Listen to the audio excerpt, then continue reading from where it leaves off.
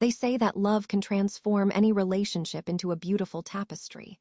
But what happens when that love is woven with resentment, betrayal, and deep-seated hurt? My name is Claire, and I would like to share a story that has haunted me for the past 9 years. A story about a relationship that spiraled out of control, and a lesson in redemption and revenge. Picture this. I am 54 years old, standing at the crossroads of love and betrayal, filled with the warmth of a mother but also shadowed by the deep sadness of loss and conflict. I had always prided myself on being a loving and devoted parent, nurturing my 3 children with everything I had. But when my son got married, everything changed. I remember that day, filled with a mix of joy and pride as I watched him exchange vows. I welcomed his wife into our family with open arms, not knowing that I was welcoming a storm. 6 months after the wedding, my son and his wife finally picked up the phone to call us. It was my birthday, a day that should have been filled with laughter and celebration. Instead, it marked the beginning of a nightmare. His wife, who I thought would bring joy into our lives, unleashed a torrent of disappointment, declaring how unworthy I was as a mother-in-law compared to her own.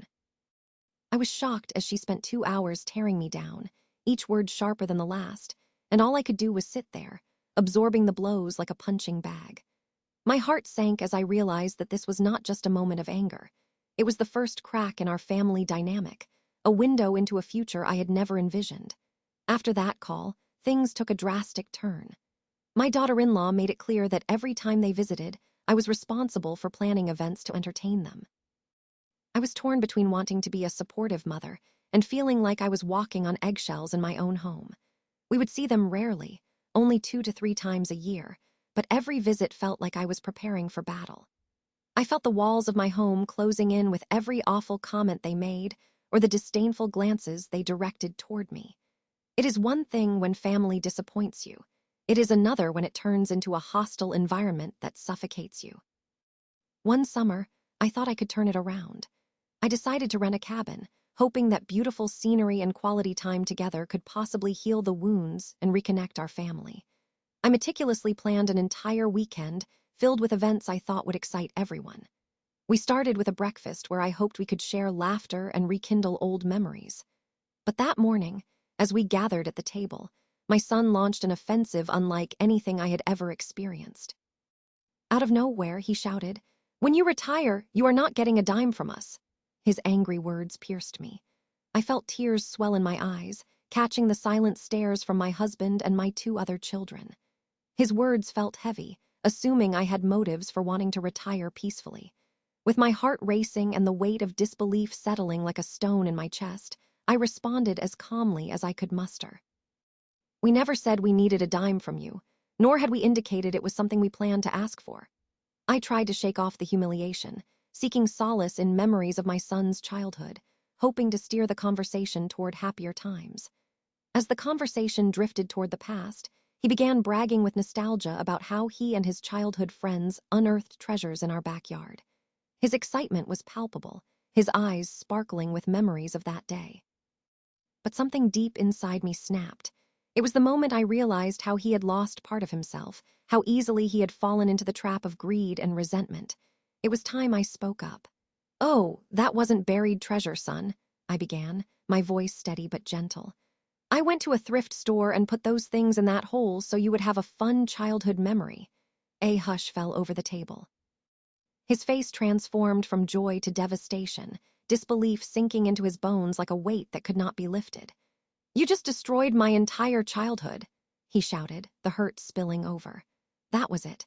The dam had broken, and the flood of regret, disappointment, and bitter resentment washed over us, erasing everything we had built over the years.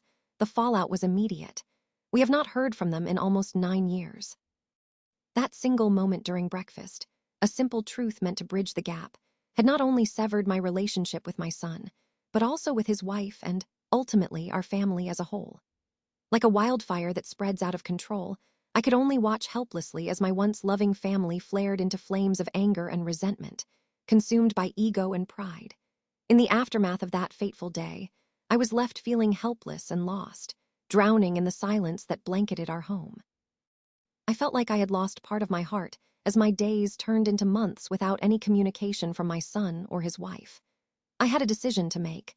Should I fight to repair the broken bridges or accept the distance as a painful reality? I took the road less traveled and decided to confront the situation in my own way. 9 years passed, and the absence of my son weighed heavily on me. Despite the pain of their departure, I found a way to move forward. It was during that time that I began to reflect on the relationship I had with my husband's family. I uncovered dark secrets that transformed my understanding of love and family loyalty. I discovered letters from my daughter-in-law written to my mother-in-law that exposed her manipulative side, containing clear statements that they would never let my husband see a dime of his inheritance. The realization that she had orchestrated so much deceit while we remained unaware left me feeling angry and powerless, and the warmth of family ties turned cold. In quiet moments, I replayed the hurtful words, the heart-wrenching actions, and questioned if I had the strength to face my son again after all that had happened. I arrived at one conclusion.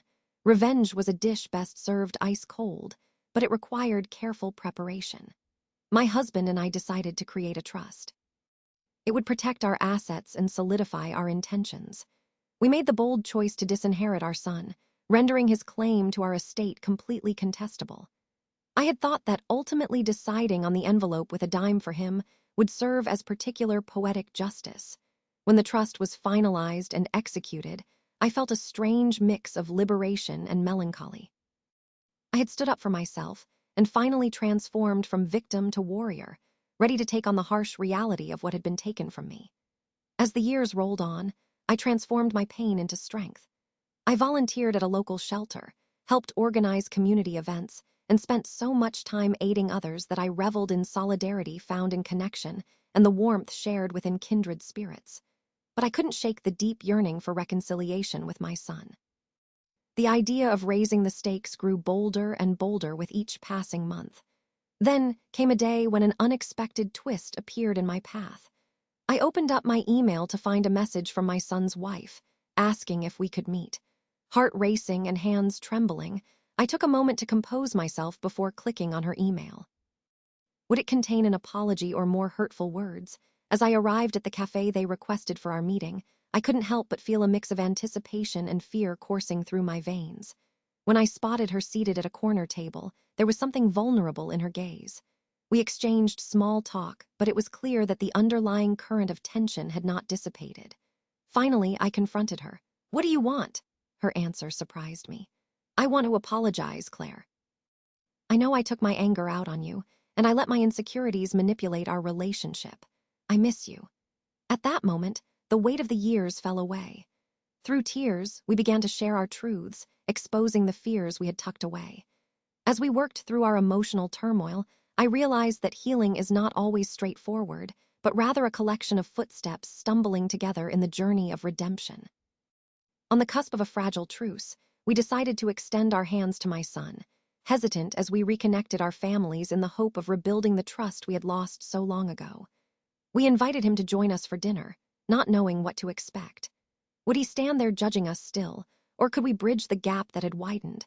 When he finally stepped into the room, all those years of pain and absence seemed to hang in the air, heavy and palpable. But we also carried the hope of healing, so with tentative smiles, we embraced and waited. It was not an easy reconciliation, nor was it a guaranteed path to closure, but it was a start. Each of us would travel our road with tenderness, ever vulnerability, and a willingness to forgive. From that night, the lessons of strength and courage governed our new normal. Though the ramifications of the past lingered like shadows, we learned that love can evolve into a stronger bond when tarnished by disappointment. Through our brokenness, we uncovered a family forged anew, a complex, messy, beautiful tapestry created by love, forgiveness, and redemption. Thank you for joining me on this journey. When I look back now, I realize that revenge is not simply about what you take in retort, but rather what you create in healing.